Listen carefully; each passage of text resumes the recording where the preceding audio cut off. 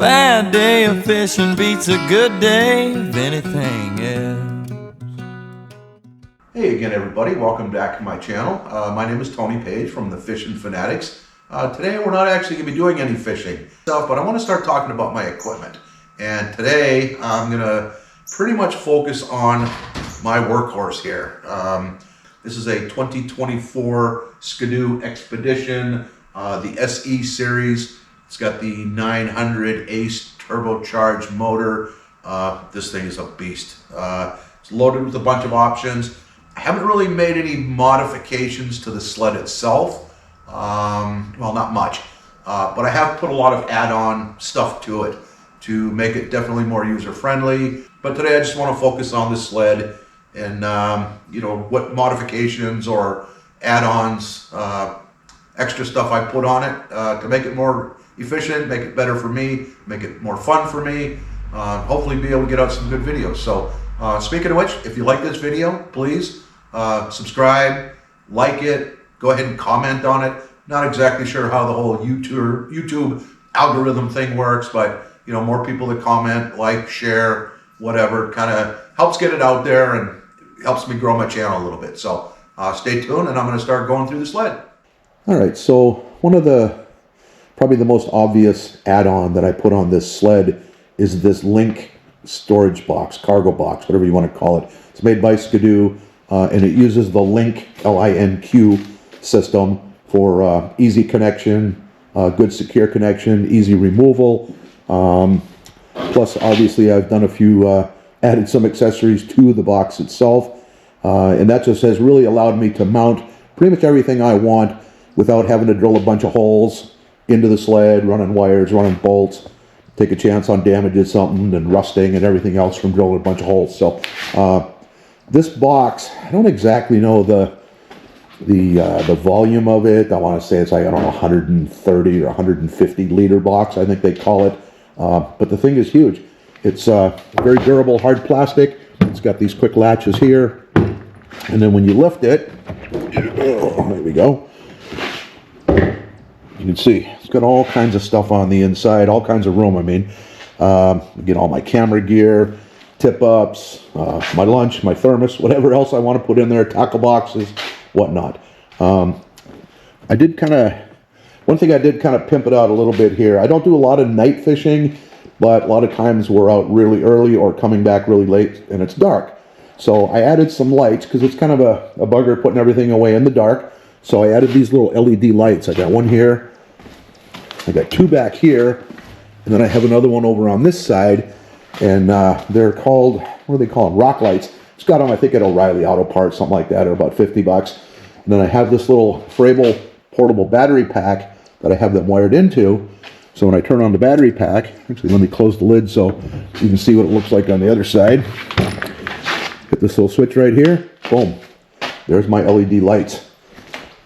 Then I have two in the back, really lights things up. So if I'm trying to get all my gear packed up at the end of the day and it's dark, or I'm loading up early in the morning and it's still dark, no problem. I can almost sit here and read a book by it. It is very bright. Obviously I have the lights on and it's sunny outside right now. Light coming through my garage windows, but I tested it out in the dark and it's really good. And another big modification I did, not a modification, but an add-on to the box, an add-on to an add-on, is I added this aluminum plate here. It's made by a company called JDS Customs. I'll put links to all this stuff in the description to the video, so if anybody's interested or want to pick up their own, all the information should be there. So it's a pretty rigid, pretty heavy-duty aluminum plate. It's kind of bent and formed, whatever. And this is also held on with these Link fasteners. This whole Link system has a receiver piece and then the actual mechanism that locks it. So there's two on the other side as well. Basically, you just snap those open. You can lift that whole plate off. My fish finder shuttle also has the Link fasteners. My auger mount has the Link fasteners, so I could take off either one of them, both of them, whatever I want. It's pretty quick and easy. All right, speaking of my electronics shuttle, so I'm running the Garmin Live Scope. Right now I have the 93, I think it's the SV version, with the LVS 62 HD or XR it's called, extra range transducer. This particular shuttle is made by Arc Lab. It's aluminum. I think I have an Amp Outdoors 30 amp hour, I believe, lithium ion battery on the inside. It's got the power switch right here and whatnot. But the way I have this rigged up, again, it's using this link system. So I transport it on my sled, and it's good and secure. It's not going anywhere. When I get to my spot and I want to fish, where I set up my hub shelter, my flip over, whichever I'm doing, I simply pop that off, go on the other side, pop that one off, grab the shuttle, lift it right off, and off I go. Got this little receiver mounting plate. Again, it's an Arc Lab product, specially made for that shuttle. You can see how those little link fasteners, will clip into that. Secure my plate here. I have bolted on through there, so it's good and secure. So the auger rack that I decided to go with, it's called the Jaws of Ice. Now I'm using a K-Drill 8.5-inch auger, and I have the DeWalt FlexVolt, the 2060 volt mud mixer drill. This thing's got all the power in the world. I could probably drill, I don't know, probably 100 holes in 24 inches of ice, and that thing's not going to struggle a bit. I like this auger holder. Well, I love the auger and the drill. The reason I went with the Jaws of Ice, this is kind of a mixed feelings, I guess, and a lot of people have an opinion on where the auger should be mounted. A lot of them will put it on the front of their sled, that way they can see it, they can keep an eye on it, they're bouncing down the lake, if it falls off, whatever, they're going to know it. I'm not a big fan of that. Plus, this is a pretty tight fit in my trailer. I have the sled is almost 11 feet long, and I have an 11-foot hybrid enclosed trailer. And if I mount anything up on the front of it, when the nose slopes down, it's not going to fit. So I'd have to take it off just to get my sled into the trailer. So I kind of like it on the back. It's quick, it's easy. It uses these little mechanisms to hold it on. When I get to where I'm going and I want to release the auger, I just pull that little pin, flips down. I pull that little pin, flips down, boom. I lift off the auger, and away I go. Get back where I'm going, flip it up, and I am good to go. All right, so having the auger on the back, a lot of people might be concerned, again, you can't keep an eye on it. You're going over some rough trails or rough ice, and, your auger might bounce loose and fall off. This is pretty secure. I don't think these are going to let loose, but just as a safety precaution, the Jaws of Ice actually do come with a strap, and fortunately, my Link storage box has these little tie-down loops, so I can just put one right there, put the other end over here, it's easy for me to say, and then just cinch down on this strap, tighten it up real good. That is not going anywhere. So even if one of these did release, which I don't think it would, the auger's not going to go anywhere. Another potential downfall, and I'm sure there are some naysayers out there about mounting things on the back, is if you're in like fresh powder snow or newly fallen snow, it kind of wants to kick up, and it basically accumulates all over everything on the back end of your machine. That set of electronics right there is pretty expensive. My mud mixer drill is pretty expensive. I really don't want them getting destroyed with the snow. I could put my shuttle inside the storage box, but then it's going to take up a lot of room for other things. So I channeled my inner Martha Stewart, and I made some custom covers for this. Basically, to protect my stuff here, all you have to do is pop off the poles. This is for part of the Arc Lab system. This is the transducer pole. So if they take those off, still leave the transducer. It has a little pocket, a little spot. It holds it right in there. Well, I custom made this waterproof vinyl cover that I just put it right over the top. Got a drawstring, cinch it up tight for my drill. Again, custom cover I made just to fit it. Stick it over the battery, over the drill. Have a couple little flaps with some Velcro to hold it in place.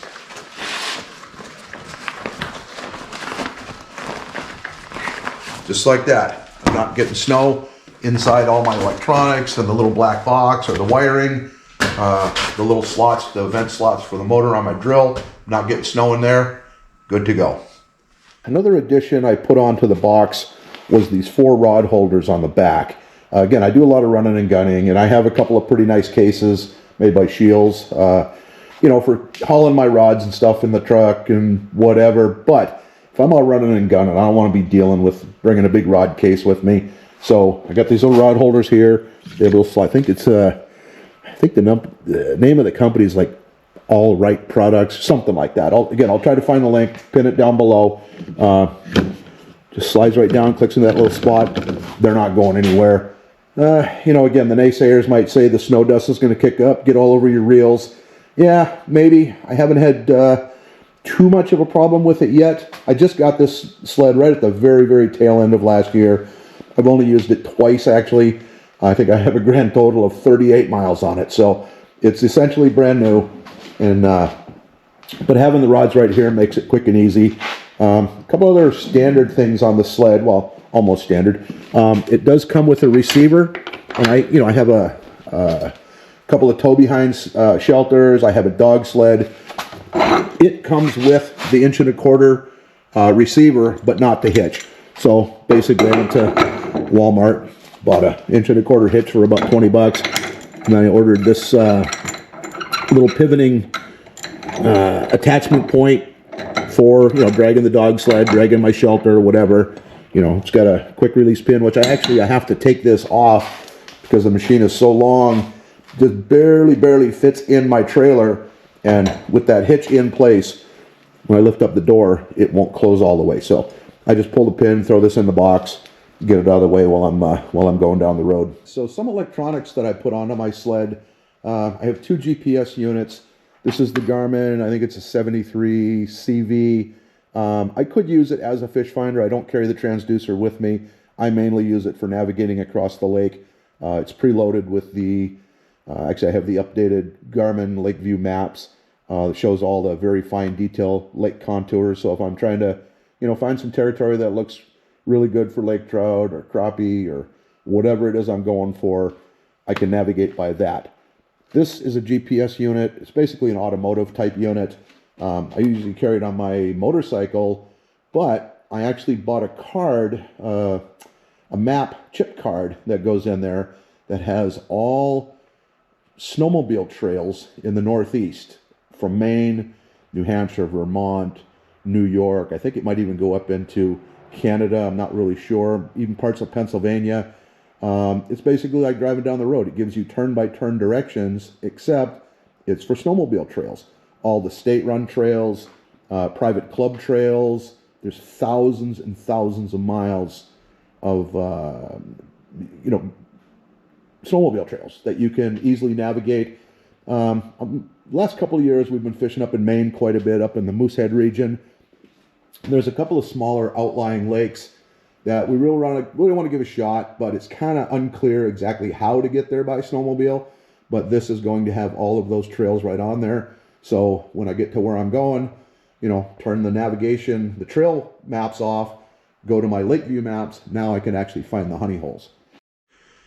All right, so to power my electronics up front, I really don't want to be using these on the main crank battery for the sled. I mean, I probably could, because I'm primarily going to be using these only when I'm driving. The machine's going to be running. It's going to be recharging the battery. It's probably not a big deal, but I don't want to take that chance of running the battery down for some strange reason, because this particular sled does not have a recoil pull starter on it.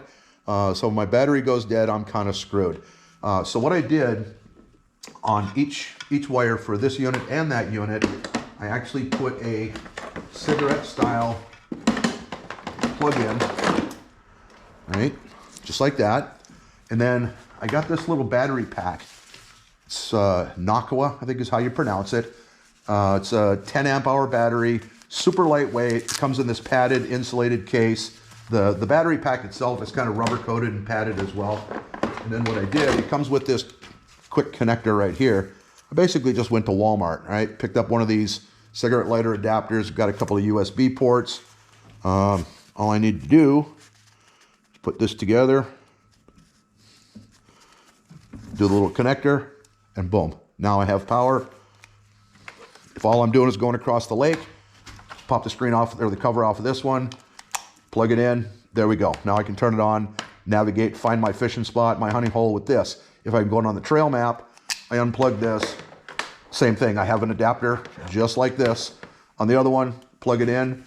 This, again, is lightweight, it's small, compact, easily fits right into the forward glove box.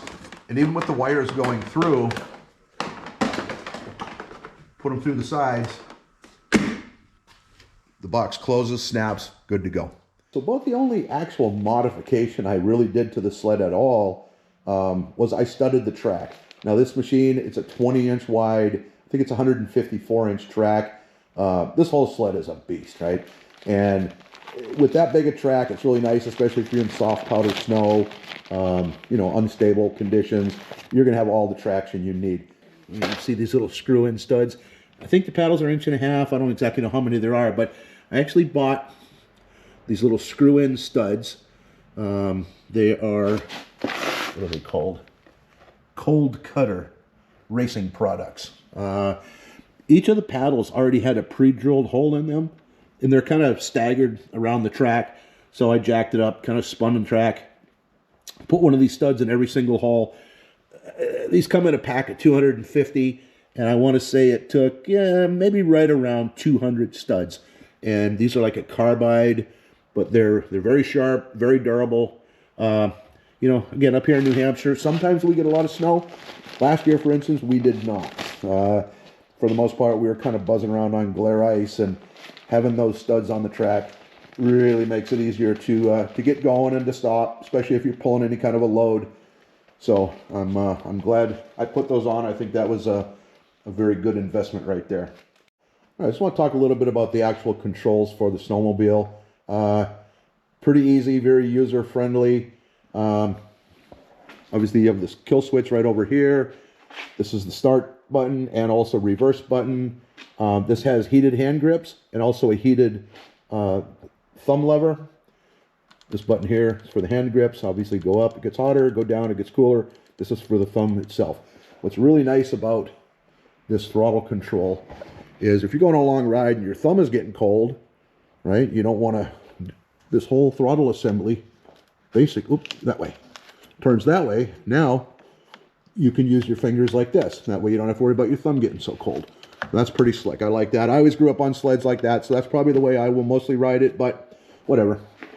Obviously, it has a safety lanyard, so if you fall off, it's going to pop this out. And this is basically the key.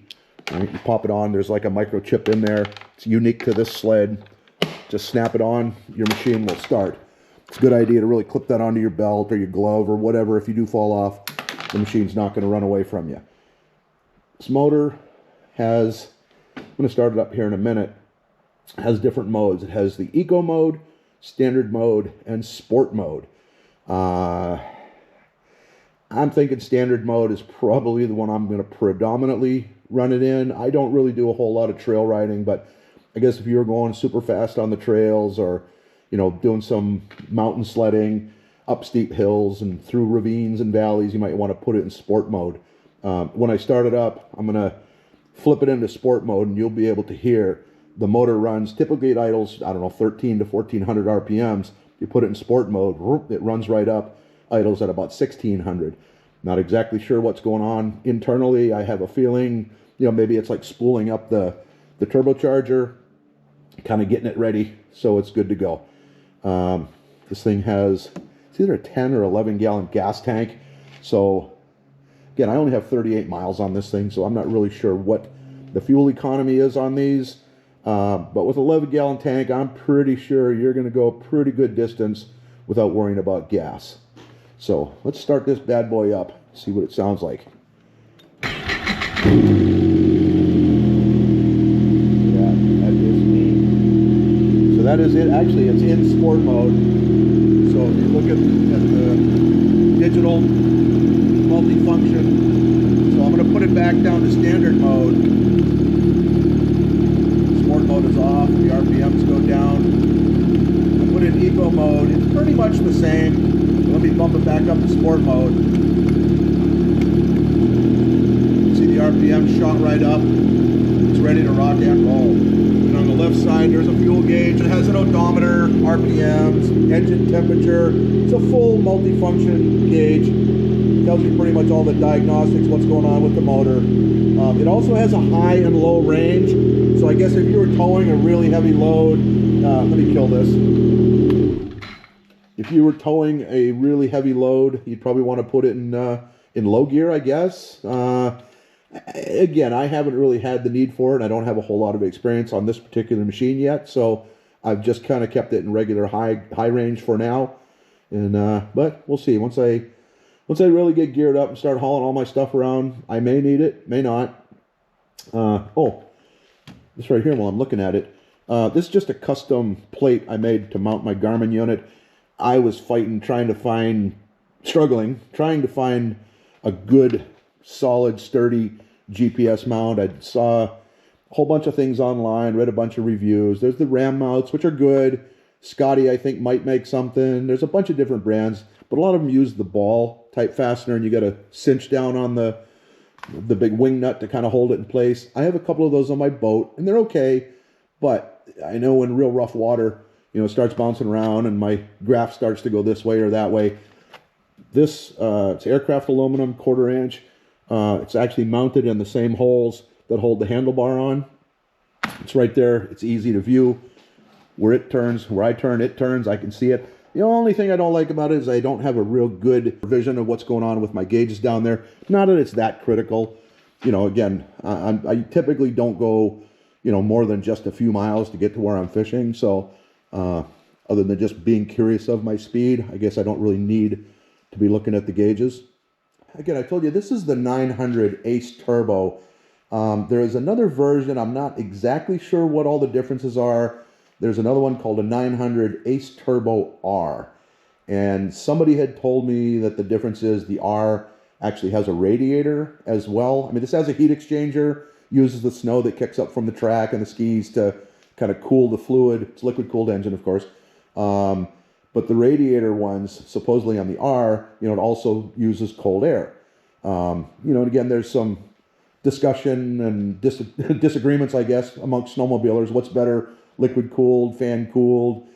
I'm pretty sure this is a combination. I know it is definitely liquid-cooled, but I know when I shut it off, when it's warm, there's a fan that continues blowing. So I'm thinking there's a radiator in there that, is circulating the antifreeze or the coolant, whatever it is, and that fan keeps running until the engine is cooled down.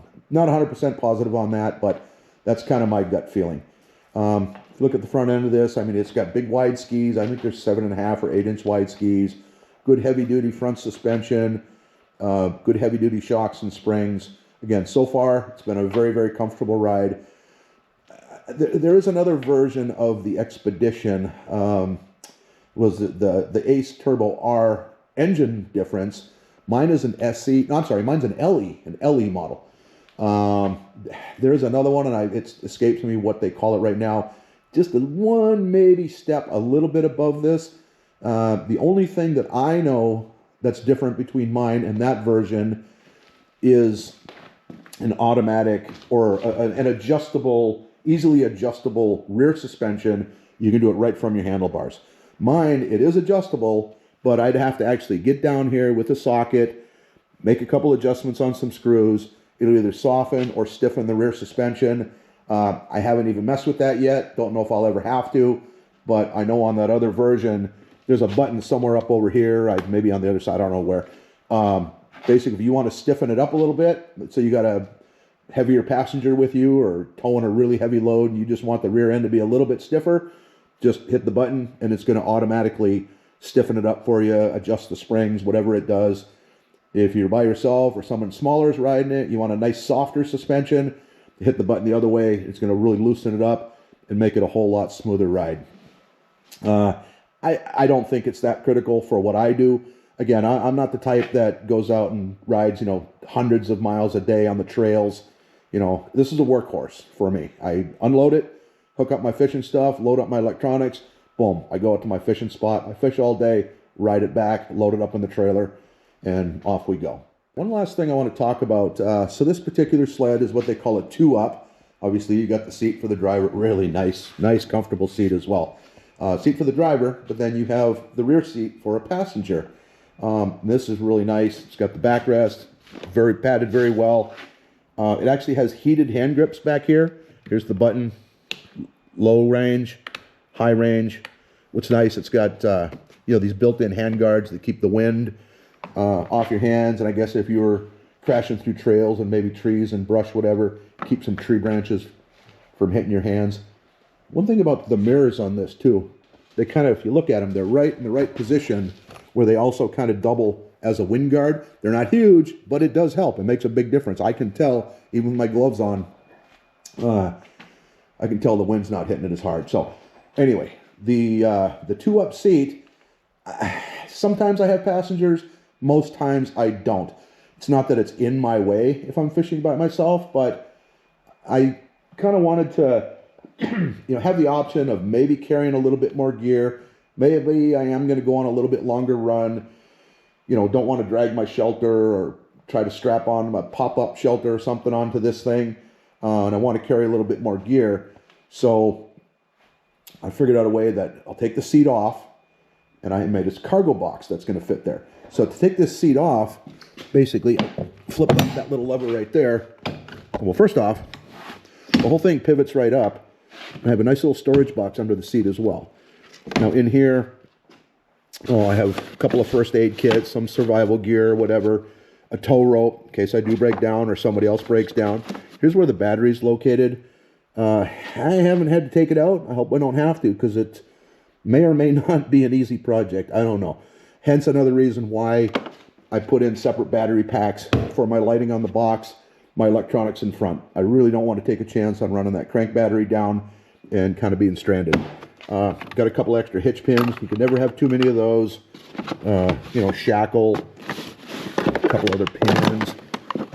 What's this? Oh, an emergency signaling mirror if I had to signal an aircraft searching for me out in the boonies. Hopefully that never happens, but hey, you never know. So anyway, that's a nice little storage box. Get a lot of stuff in there. Snap that back down. And that just kind of snaps. Lock it back down. Now it's good and secure. To take this off, pop that one loose. Come to the other side. Pop that one loose. They're kind of tight, but that's good. It means the seat's not going anywhere. Now when I flip it up, here is the power cord for the heated handlebars. Unplug that.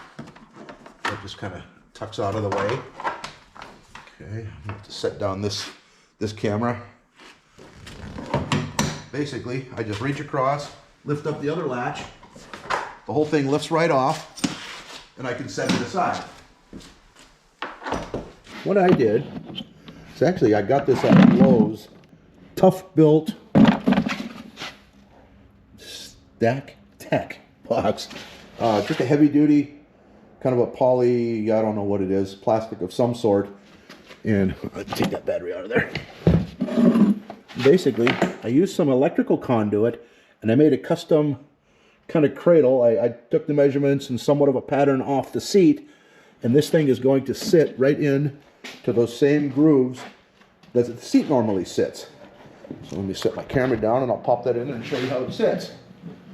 Okay, and that basically sits right there, sits right there. And to hold it in place, haven't really perfected my system of tying this down. Obviously it's loose, right? So I need to secure it somehow. So I just got these turnbuckles, actually put some clear plastic tubing so it won't scratch my bar down here. Put a couple of eye bolts with some lock nuts, hook it into there. It'll go around that bar. Then all I gotta do is cinch up the turnbuckle, both sides. I did that one trip last year. Worked awesome, worked amazing. And that still leaves me the full seat. Still have plenty of room to sit, maneuver, move around, whatever. And again, this is just something I can throw a whole lot more gear in here. I can throw a minnow bucket, any other electronics, underwater cameras if I don't want to keep them in the back box, more tackle boxes, whatever. I can get all kinds of stuff in there. It just gives it a little bit more, makes it even more of a workhorse. And yeah, that's I think that's pretty much it. Kind of covered everything I wanted to, and I got to say I'm extremely happy with this machine so far, and I'm really looking forward to getting out there and hopefully get some really good and often use out of it this winter. All right, so one last thing I want to show you guys. It's nothing I actually use while I'm fishing, but when I get back, I have a pretty big garage, and I typically work on all my ice fishing stuff and my snowmobile in the back of the garage, so I can still park my vehicles up front. It's a double deep garage. Again, I talked about those studded tracks, or the studs on the track. They're very sharp. Got brand new carbides on the skis. Really don't want to unload my sled and drive it in here, tear up my garage floor. So I got this thing, the Snowmobile Lift, whatever you want to call this. It's made by a company called, it's on the handle, I'll show it in a little bit. I think it's called Black Ice Snowmobile Products. But basically what I do with it, set it down like that, slides right in, just kind of hooks under the, takes a little bit of trial and error to figure out the best spot for it. There. Take the handle, pull it down, lift the front of the sled off. I lift up the back end, kick that under the track, just like that. Now, I can wheel this around, put it exactly where I need it, roll it right out to my trailer, unload it, drive it into the trailer, and off I go. Again, this sled is a beast. It's huge. It's probably, I don't know, 800-900 pounds, something like that. Trying to lift up the back end and drag the skis around. That would be a little bit of a challenge. You know, I'm old and fat, so trying to lift something like this and move it around, not going to be very much fun. So I want to say, I think it's probably 150 bucks. Money well spent, very well spent. All right, so that's about it. Thanks for checking it out. You know, again, I'm very happy with this machine so far. You know, I've been doing a lot of work to it and putting on all the modifications and the add-ons. Again, I think it's just going to make things so much more enjoyable, more efficient, and that's the key. You know, especially when you're running and gunning. You know, I don't want to have to be loading and unloading. The stuff I have on the back for the Augur, for my live scope setup, got my electronics right here. No reason I can't go check out a spot. No, nothing here. All right, boom. Put my rod in the rod holder, start up the machine, and off I go. So, again, please like my channel, subscribe to it, share it. You know, hit that big thumbs up button, comment on it. Good, bad, just plain ugly, doesn't really matter. Good comments, I'll definitely respond. Bad comments, I'll probably respond as well. It all helps the channel grow, and that's kind of what I'm looking for. So, till next time. See ya. A bad day of fishing beats a good day of anything else.